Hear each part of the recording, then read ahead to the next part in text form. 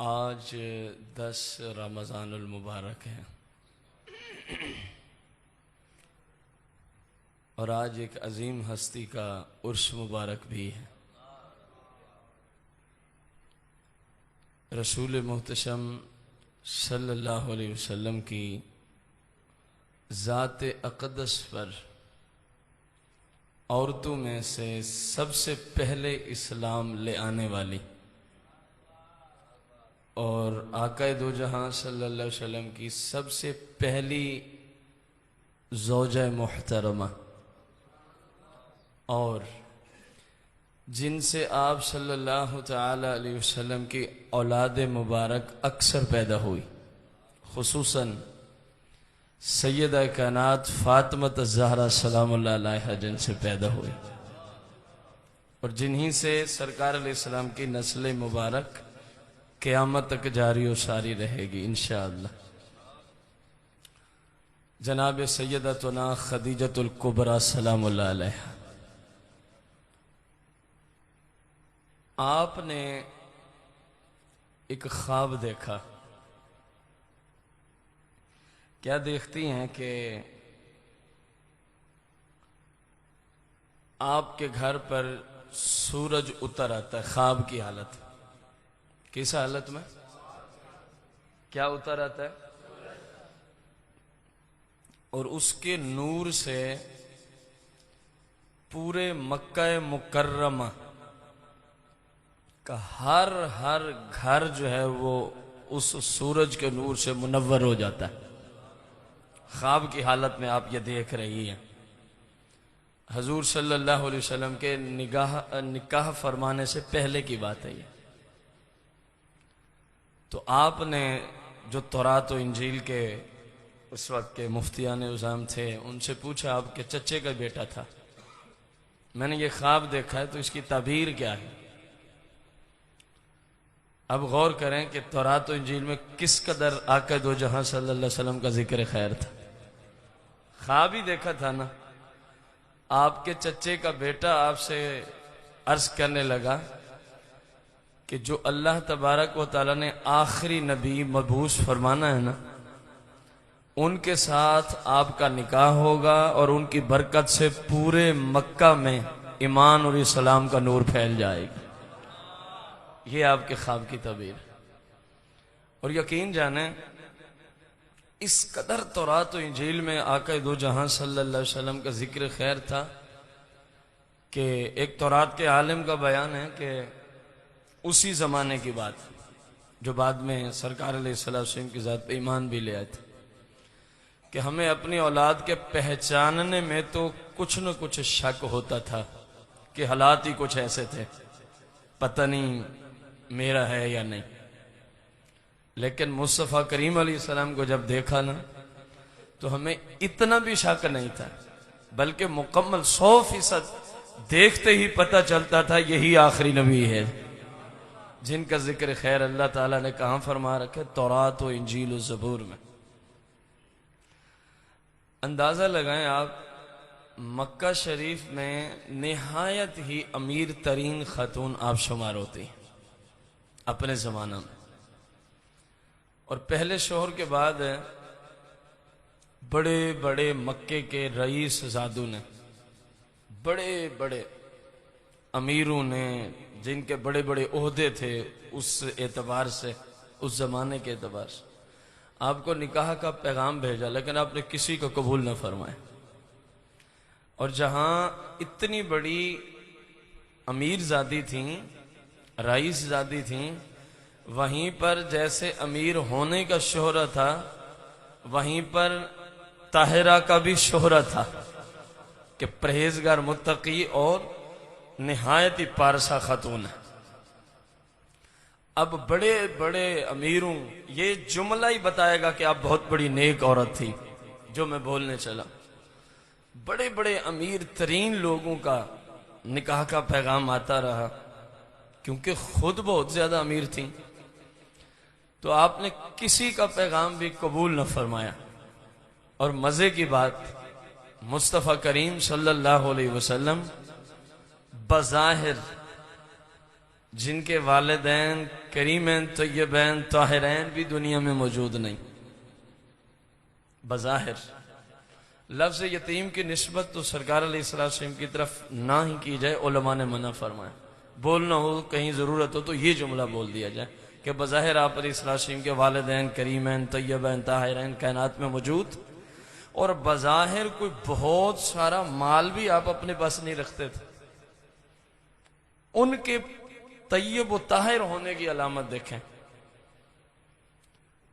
सारे अमीर ज़ादे उनको निकाह का पैगाम भेज रहे हैं, और वो क्या करती हैं, वो खुद अपने आप को पेश कर रही हैं रसूल पाक सल्लल्लाहु अलैहि वसल्लम की ज़ात अक़दस के लिए कि काश के आप मुझे अपने निकाह के लिए कबूल फरमा लें। ये उनका फरमाना कि आप मुझे अपने निकाह के लिए कबूल फरमाना है। अभी तक ऐलान नबूवत तो हुआ नहीं था, कोई कहे जी नबी होने की वजह से कहा होगा, ऐलान नबूवत नहीं हुआ था अभी तक। नबी हैं लेकिन इजहार नहीं फरमाया। नबी तो मेरे आका अलैहिस्सलाम उस वक्त से हैं कि अभी जनाब आदम अलैहिस्सलाम को भी रब ने पैदा नहीं फरमाया था। इजहार फरमाना और है, नबी होना और है। नबी होना, नबी हैं लेकिन अभी तक इजहार नहीं फरमाया गया, और अपने आप को पेश करती हैं, पैगाम भिजवाती हैं कि मैं चाहती हूं आपसे निकाह हो जाए। मैं अपने आप को आपकी ज़ात में पेश करती हूं, अगर आप निकाह के लिए मुझे कबूल फरमा लें। फिर बाकायदा तौर पे बातचीत चली, जैसे कि एक तरीका होता है, घर के बड़े इधर से भी गए उधर से भी है, तो उसके बाद निकाह फरमाया। तो एक रिवायत के मुताबिक मेरे आका अलैहिस्सलाम ने हक मेहर में 29 ऊंट अता फरमाए थे। हक मेहर में कितने ऊंट अता फरमाए थे? एक रिवायत के मुताबिक रसूल अकरम नूर मुजस्सम सल्लल्लाहु तआला अलैहि वसल्लम शदीद तरीन मोहब्बत फरमाया करते थे खदीजतुल कुबरा सलामुल्लाह अलैहा से, शदीद तरीन। हत्ता कि यहाँ तक रिवायात हैं जब इब्तिदाए इस्लाम में कुफार ने आपको बहुत ज्यादा सताया, जैसे आपने इस्लाम ने हक की आवाज को बुलंद फरमाया कि अल्लाह वाहदहू ला शरीक है, मैं उस अल्लाह का आखिरी और सच्चा नबी और रसूल हूँ, तो अल अमान वल हफीज जो कुफार ने आपकी उस वक्त मुखालफत की, आपके करीबी रिश्तेदारों ने खुसूसन, जिस कदर आपकी खानदान कुरैश में इब्तिदाए इस्लाम में मुखालफत की गई, बहुत ज्यादा आप अलैहिस्सलाम की मुखालफत रिवायात में यह है।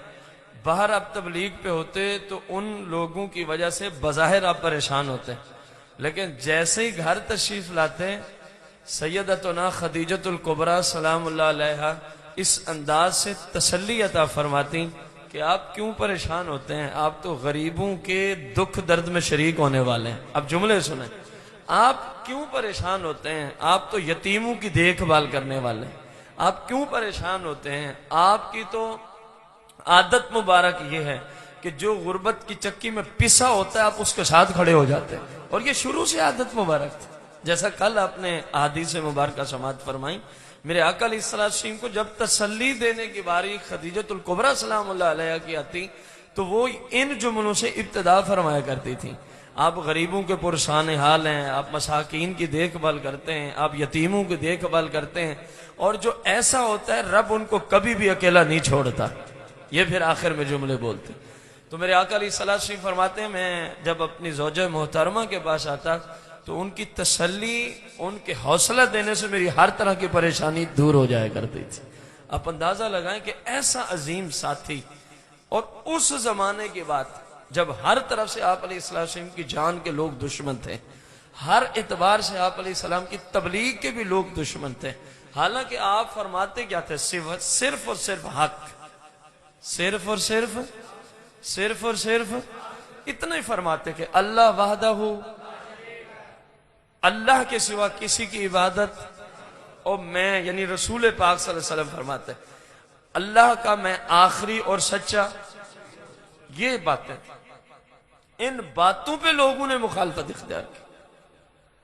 ये हकीकत मुसलमा है, शुरू से कयामत तक ये रहेगी कि हक की मुखालफत हमेशा होती रही है, लेकिन रब का भी कानून ऐसा है, मुखालफत तो होती रही, करने वालों ने की, थोड़ी बहुत आजमाइश भी आती रही हक वालों के लिए। बाकायदा ये पिछले दर्स कुरान में भी हमारी क्लास में मसला गुजरा है।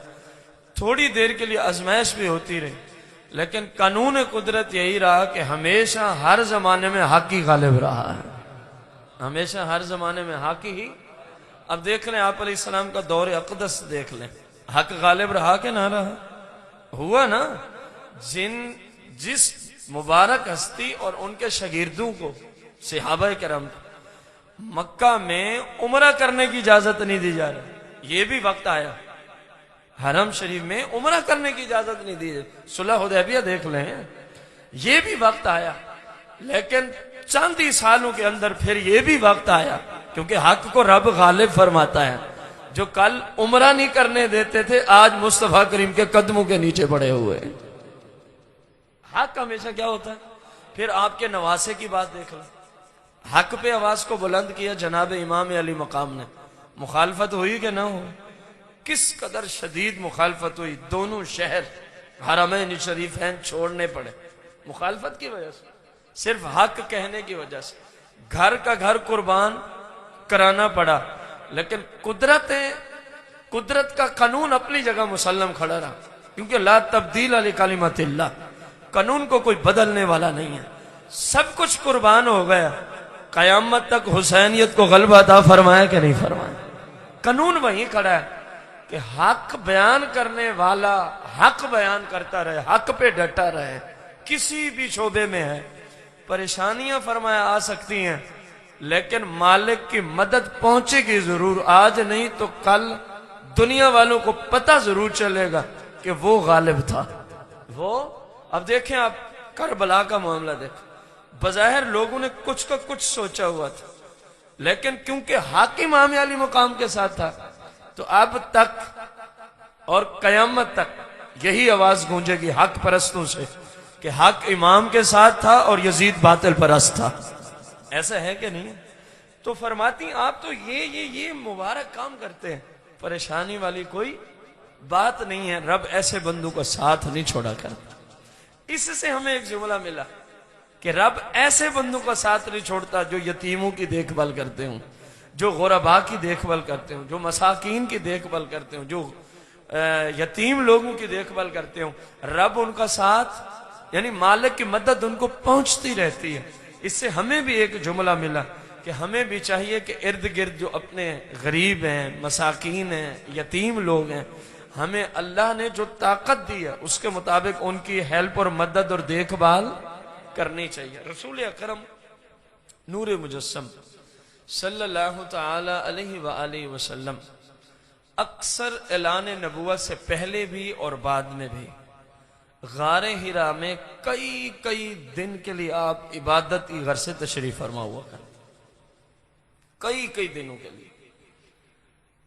और वहां पर जो मक्का शरीफ से हरम से चंद किलोमीटर के फासले पर मौजूद है, वहां पर आपको खाने पीने की जो अशिया थी वो खतीजतुल कुबरा ही पहुंचाने जाया करती थी। एक दफा ऐसा हुआ कि खाना लेके आ रही हैं, आपकी आमद से पहले जिब्रील अमीन नाजिल हो जाते, रसूल अकरम सल्लल्लाहु अलैहि वसल्लम की बारगाह में सलाम अर्ज करते हैं और अर्ज करते हैं अल्लाह का पैगाम लाया। अल्लाह अज़्ज़ा व जल्ला का क्या लाया हूं?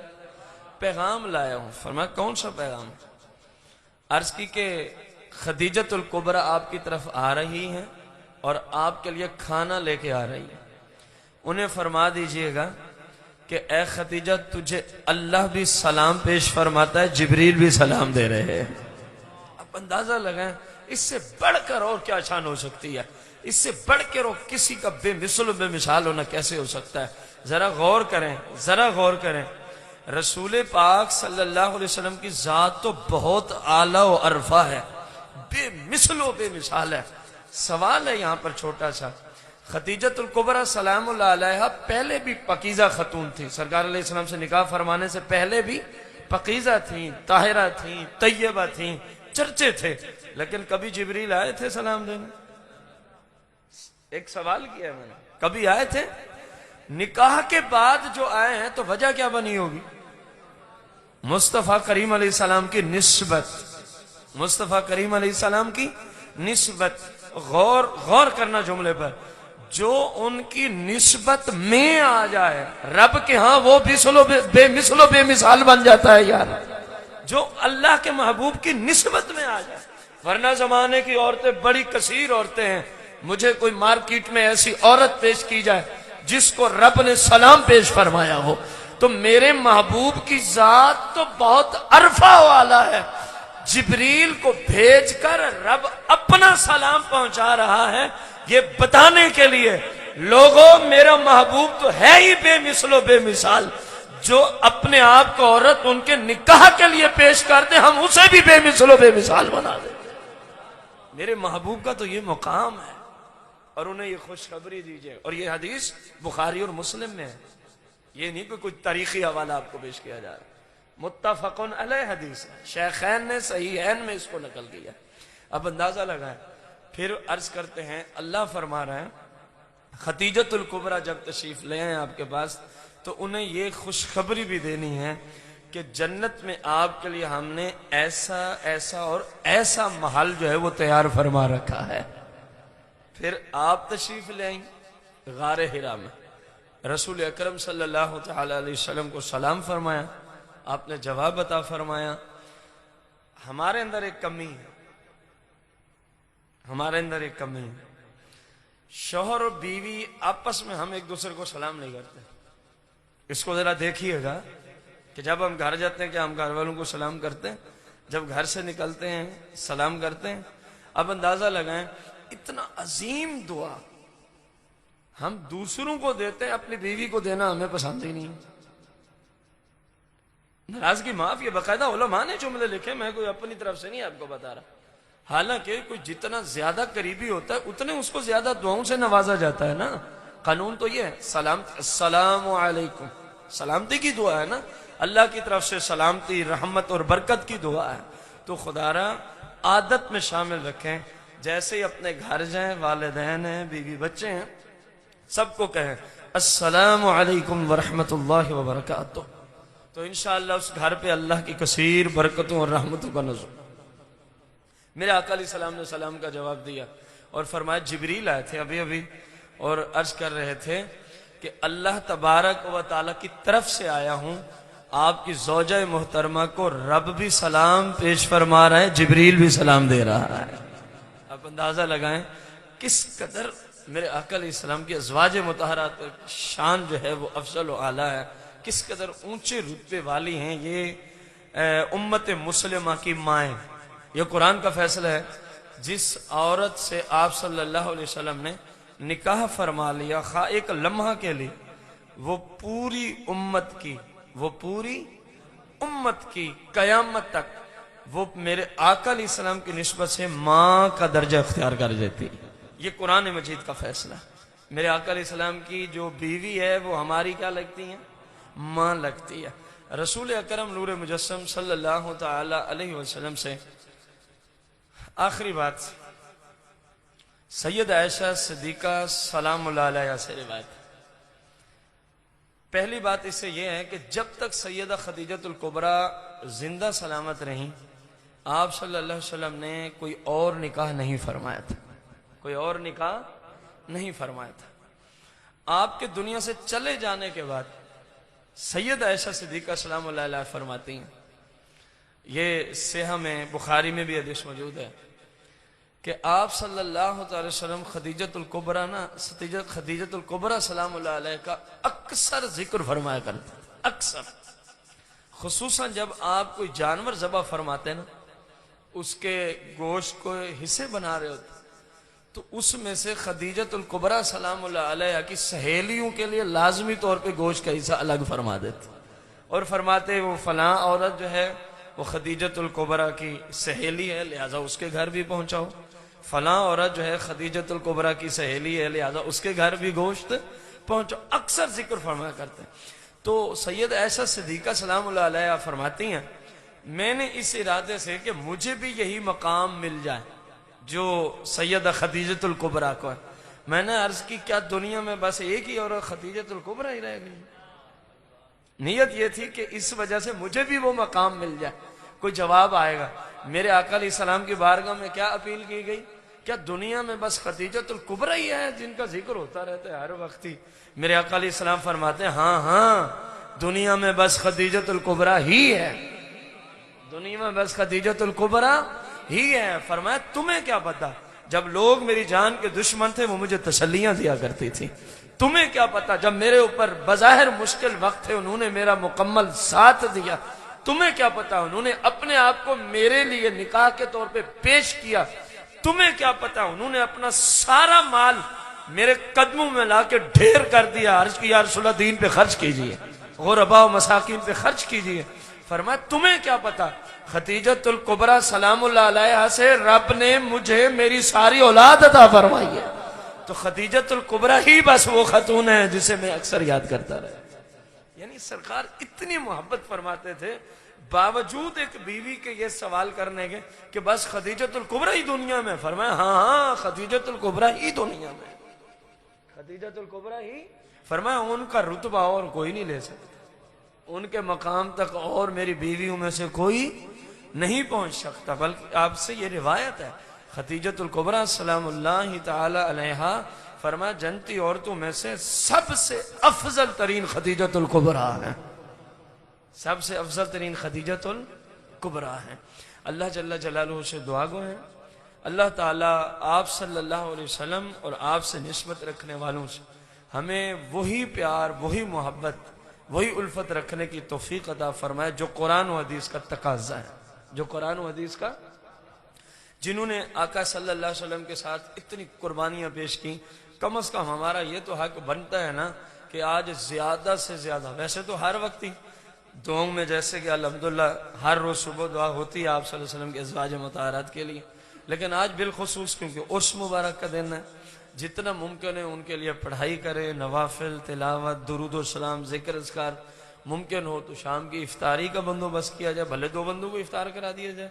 नियत यह की जाए कि या रसूलुल्लाह सल्लल्लाहु अलैहि वसल्लम ये आपकी ज़ौजा मोहतरमा के बारगाह में इसाले सवाब की गर्ज से हमने किया है, और जो जो नेकी मुमकिन हो जरूर पेश की जाए इंशाअल्लाह। उन्हें हमारे इसाले सवाब की जरूरत नहीं है, लेकिन जब हमारी तरफ से तोहफा पहुंचेगा तो सही ना।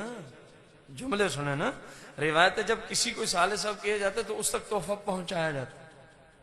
फलां फलां बंदे ने आपको आज ये तोहफा, तो कानून है जब करीम लोगों के पास किसी का तोहफा जाता है तो वो खाली नहीं जाने देते, वो कुछ न कुछ बदला जरूर अता फरमाते हैं। और जब नेक लोगों की बारगाह में तोहफा पहुंचता है तो उनकी तरफ से बदला क्या मिलता है, वो आपके लिए अल्लाह की बारगाह में दुआ खैर फरमा देते हैं, दुआ बख्शिश फरमा देते हैं।